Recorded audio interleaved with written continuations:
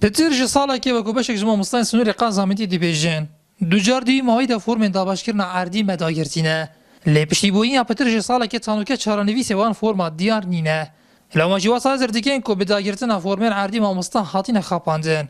Gunjime Piter ji 15 sala xizmet heye. چندین جا ما فرمت دا گرتن لی هیچ تشتێک دیاری نه اسوک مامۆستا و نزدیکی 15 سال خدمت مامۆستای منه هی یعنی هر ظروفێکی تنگجەیەک بارودۆخێکی ئەویدی بێتە پێش ڕاستەن یه فرما مامۆستا پرتکەن و پشتینگی هیچ شتێک بۆ نینە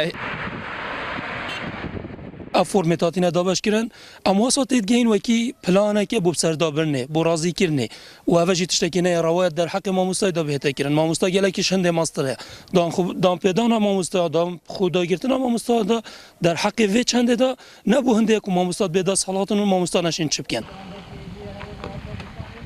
درباره بابتی و پیوندی به ریوبر پرورده قاز آمدیه کرد. لی آماده نبو برسوام مبدت. از بیشم بو هنده بو ماموستا راضی بن و دوام خوب کن و چه تشت دی نبو بس بیشم مخابن وال خلکی بیدن خوشتویتین جه کوالات ویا مجبور بیت والات خوب پرید در کفیش بر و وعد و وعود درو ابدنا خلکی الوا دروا و وعد و وعود تو ببنما یت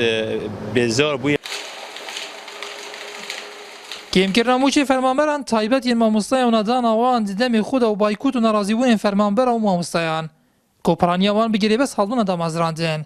همی اگر ما ماموستایان داین دیار کردن به پرکرنا فرمین دابش کردن پارچین عردی هاتین خپانتن دا که ناراضی بودن بایکوت نمینن اگر نه دبیتن پشتی نزدیک 2 سال چارانوی سوان فرما دیار ببا